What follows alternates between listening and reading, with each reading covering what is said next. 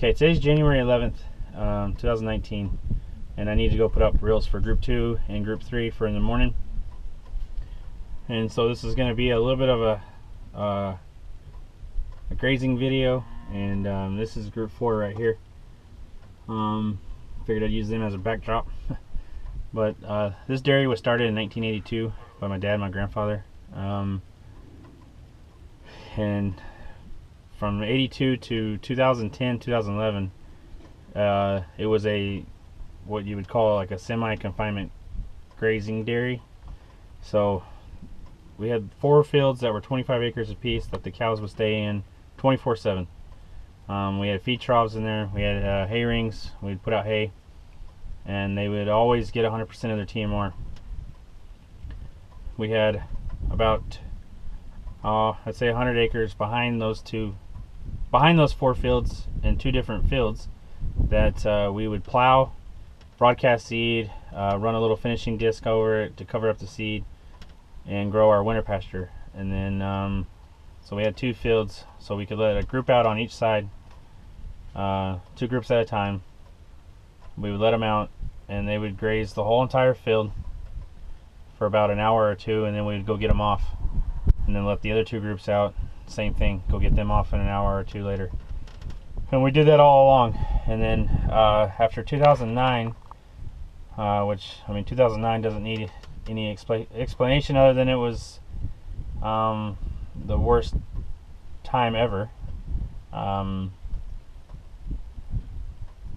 We needed to make a change, and it just wasn't working no more. Just doing what we were doing wasn't working.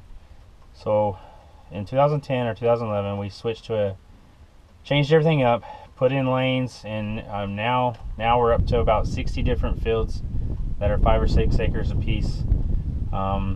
We have water troughs in them all. We built the feed lane 2.5 years ago, so now we're rotational grazing our cows. It's a little bit more work, it's a little bit more management, but it's 100 times better for the cows. And then so in this video I'm going to try to explain a little bit of how that works and how we do it. I mean, you can see they're chewing their cuds, they're happy, and you know, that's what matters. So anyway, I'll get started explaining on this video here in a second. Any other day to kind of show you what reels, what the setting up reels is like, and what the fields look like, and what how the grass looks, and what's all involved with that. So these reels here were set up in this field behind me where the cows are right now. They're on their last break. So when these got reeled up, they just were dropped here, and then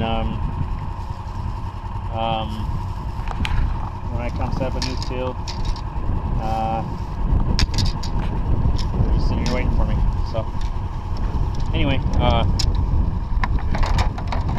so in the summertime, just when we're just grazing at night because it's too hot during the day,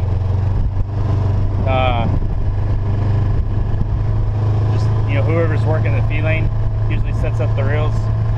It's not as important to try to be precise with your brakes, because you know, intake is so low at that time of year, because we can still be 90 degrees at midnight in the summertime. So you know, as long as they're getting as long as the field's getting managed properly through the summer, it's not that big of a deal.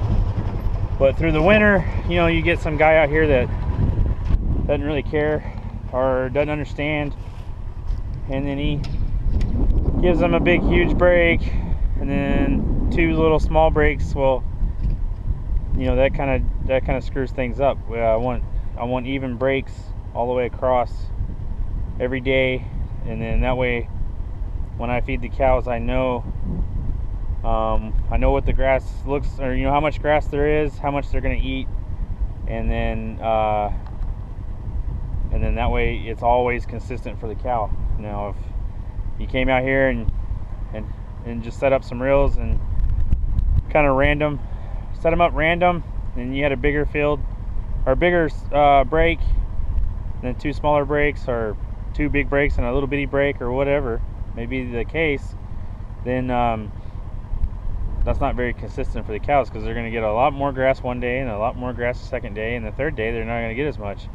And then when I'm feeding, if I'm feeding for kind of a certain amount, then those first 2 days they're going to probably leave grass behind, and because it doesn't equal with the feed that they're intaking, and then on that back break it's not going to be enough, so that could screw up milk production, and that's the last thing we want to do. So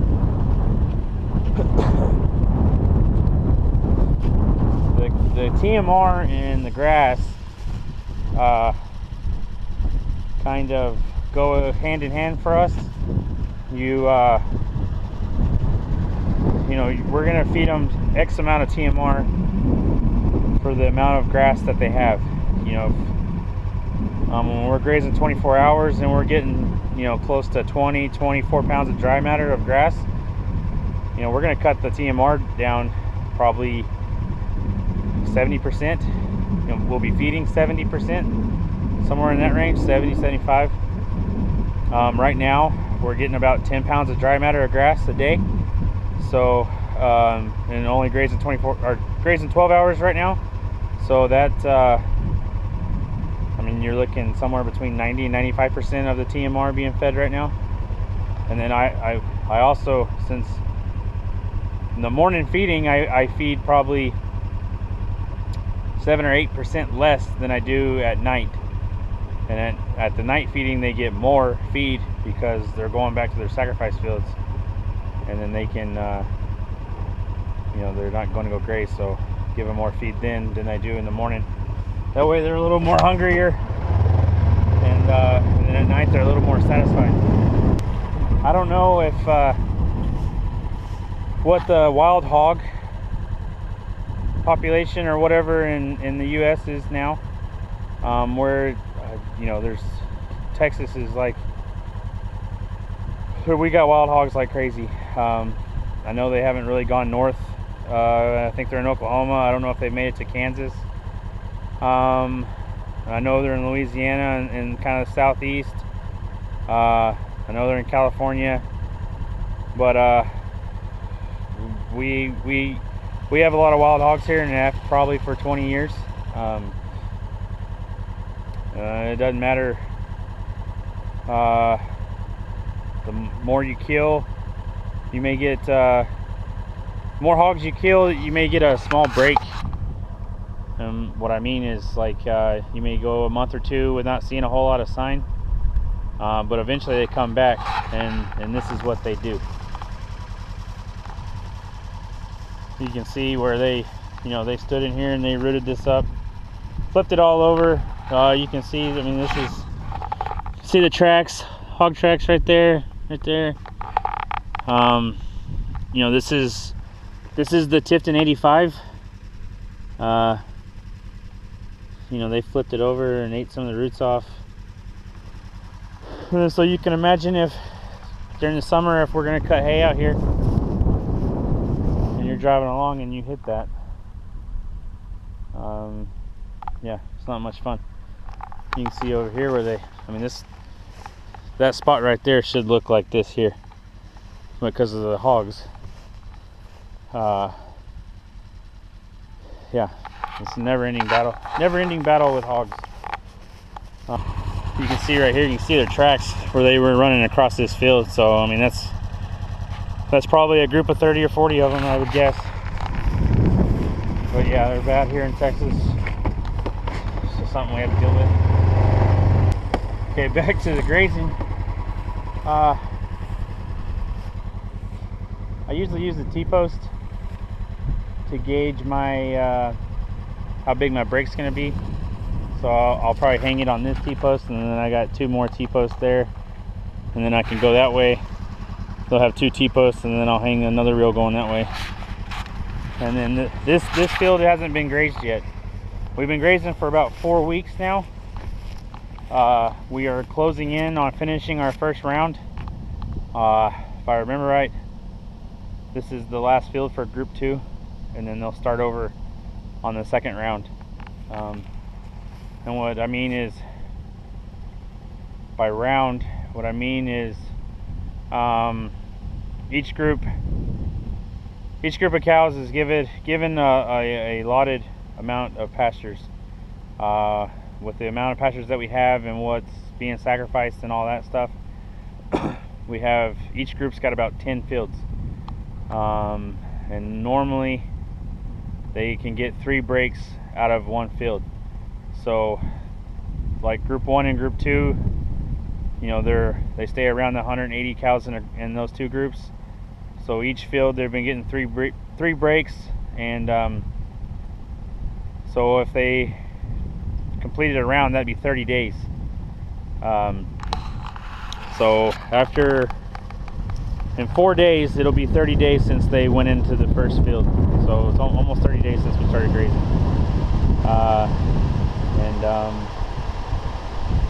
And then after we finish this field, it'll be another 30 days before we come back to it. And then usually end of February, early March, we can go to 24 hours. And then our round gets cut down to about 18 days.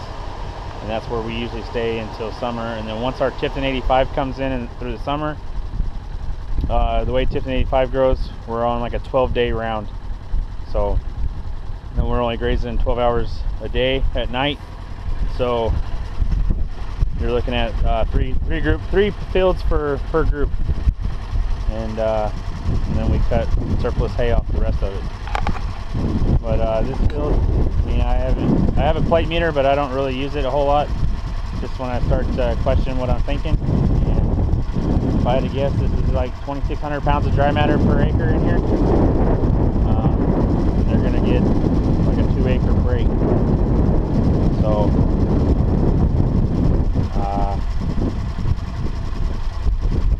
it's like 5,200 acres. I mean, 5,200 pounds of dry matter per break. And then we'll set up these reels real quick, and then we got to cut across. We're about 3/4 of a mile from the dairy barn right now. So our furthest field is actually right over there, and it's just a little bit over a mile from the back of the barn. If you go park at the back gates of the dairy barn and drive down the lane to the gate in the field, it's just a hair over a mile. And what we like to do is we'll send the cows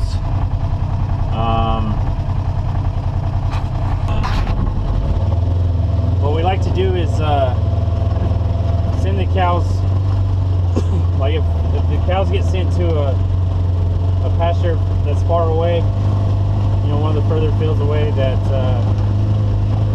then usually their next field they'll come back closer to the barn, just so they're not walking that distance every day. Kind of give them a long walk, and then a short walk, and then a few medium walks, and then a long walk again. But we're pretty we're almost 180-degree horseshoe around the dairy barn. So this way's the furthest. Everything else is like a half a mile from the back of the barn. So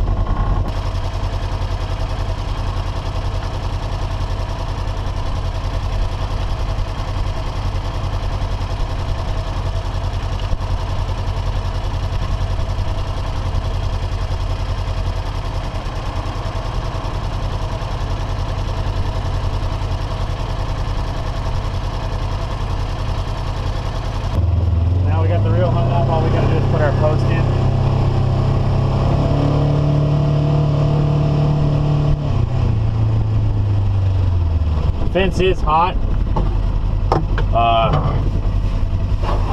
Been shocked so many times, it don't even bother me no more.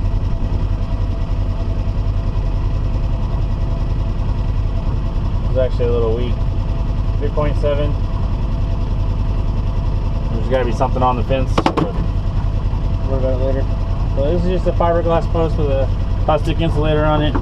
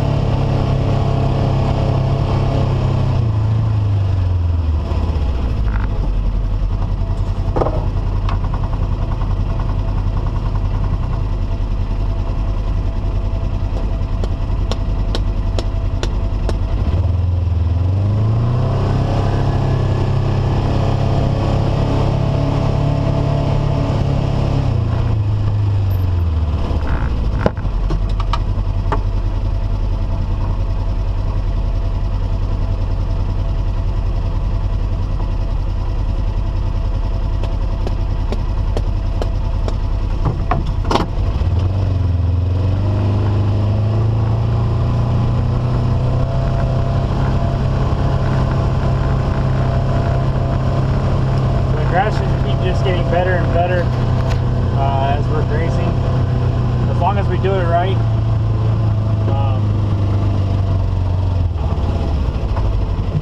And this here is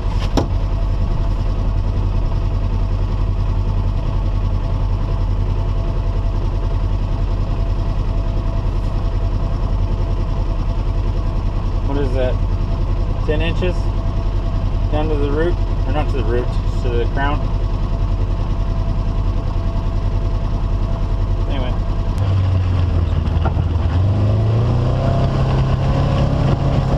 Are geared, so then they go 3-to-1 ratio.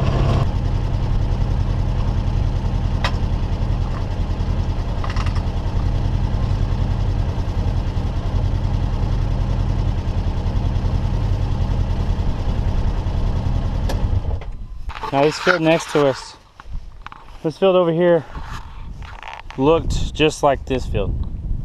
You can see my tire tracks, kind of how deep the grass is and how thick it is. And this is group 2. This is the high group. Right now we are doing about a 70-pound average with a 3.98 butterfat and a 315 protein. You know, they're getting about 93 to 95% of their TMR. Well, this group's getting a little bit more because they are the high group. If I had to guess, these cows are probably doing close to 80 pounds of milk a day. We're only milking twice a day, and then you can see compared to that field that we were just in, about how they have grazed. I mean, they've taken this down to about, 3 inches tall. They have left a little bit, but for this field being its first round, the time of year, we could still get some pretty cold weather. It's supposed to be 40, 45 Saturday and Sunday. Today's Friday, and it's in the 50s. But 3 days ago it was 70, 72, so we can kind of get some odd temperatures and everything like that. If it gets really cold, it's called winter pasture, but if it's 30 to 40 degrees, it's not going to grow very fast. It loves the 60-degree weather. That's when it really grows. So for this being the first round of grazing, we don't want to hit it too hard and scalp it. If they leave a little bit, that's okay. We don't want them to leave too much, and then by the time we come back around, it's kind of rank. But if they leave just a little bit, that's fine for right now. I think the grass is really starting to catch, starting to kind of get caught up to where we want it to be. I would say when we started grazing 26 days ago that 80% of the farm was all about the same level. So we had to start grazing a little bit early not really early, but more at a shorter grass height, or lower amount of grass, so that when the grass caught up, we weren't behind. We wanted to stay, wanted to go ahead and start so that we would be, so that we wouldn't fall behind, so that at some point we would get back even with the grass and where we want it to be. If that makes any sense, what I'm trying to say. If we would have waited till the first field was at the perfect height, 2 weeks later, everything else would have been way too rank and way too much grass. So, I mean, you want it to be in that 6 to 10 inch range. 2,800 pounds of dry matter an acre is ideal. I think right now we're getting probably close to 2,700, and it should only get better from here.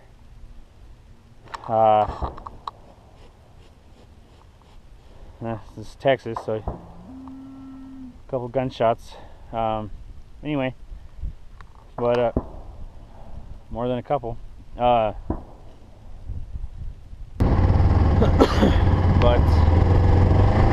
so tomorrow morning they'll be coming into this field here.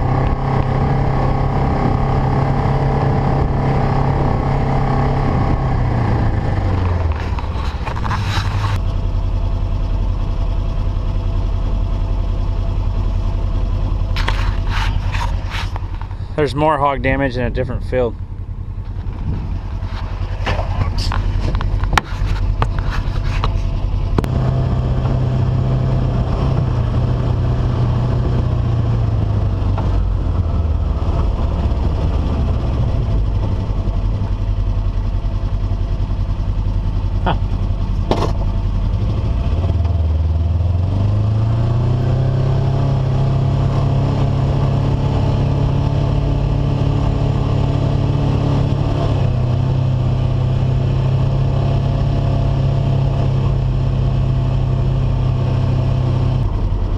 My little brother was out here last night.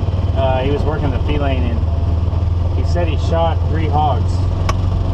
I'm not 100% sure, but this one hog still looks like it's alive.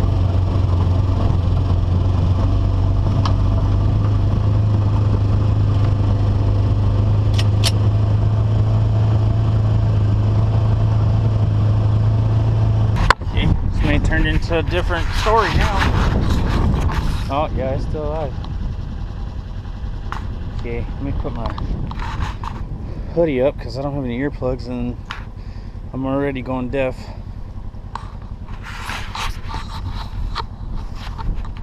So I just got my Glock 43 with me. My brother shot a couple hogs last night. One of them's still alive. I just came here to do reels. So I was showing hog damage. So we're gonna try to walk up to this hog and put him down all the way. He's sitting right there. Now he's real charged. I don't know what kind of shape it's in. So we're gonna be ready for anything.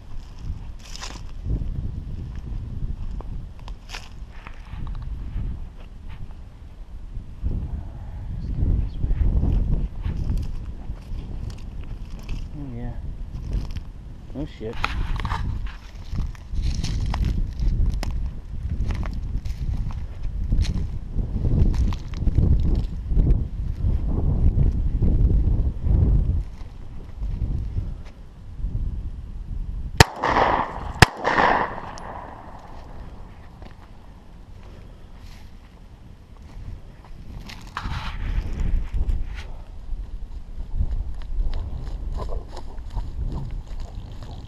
Well, just in case kids are watching or whatever, I'm not going to show the rest of it, but it's kind of something that needs to be done. You saw the damage that they did to the fields. They caused a lot of damage. I'd be lying if I remember what the report was one time that I saw, but they caused like $1 million worth of damage to crops in Texas alone. So, and I know they're a real pain in the butt for us. They'll actually eat feed right out of the feed troughs where the heifers are. Like they'll climb inside the feed trough and eat.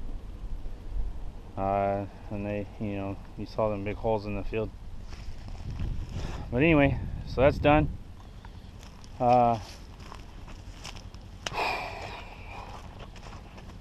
We'll get back to putting out reels.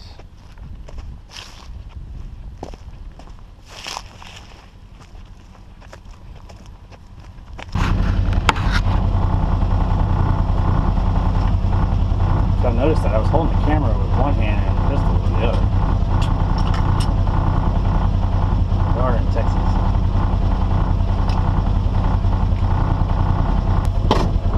Okay, back to work. Which sometimes that is work, taking care of those.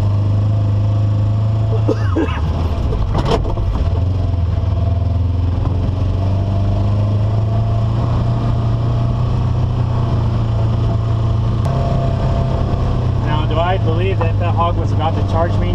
Not really. Did it cross my mind when he jumped up like that? Yeah, a little bit. I made a joke earlier about the gunshots being in Texas and then I'm working and carrying a pistol. Yeah. Anyway,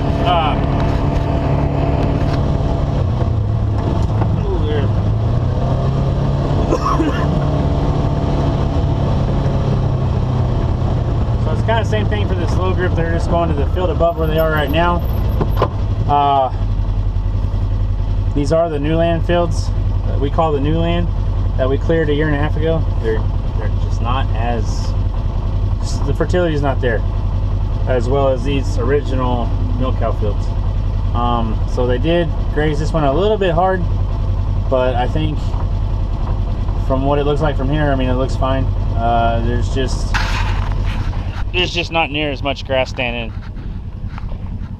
Still blowing in the wind, and this is the low group, so they don't get as much TMR. So I mean, they cleaned it off pretty good.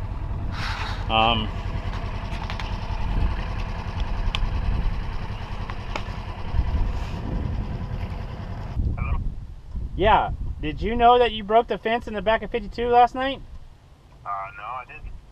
Oh, did you notice it? I think so.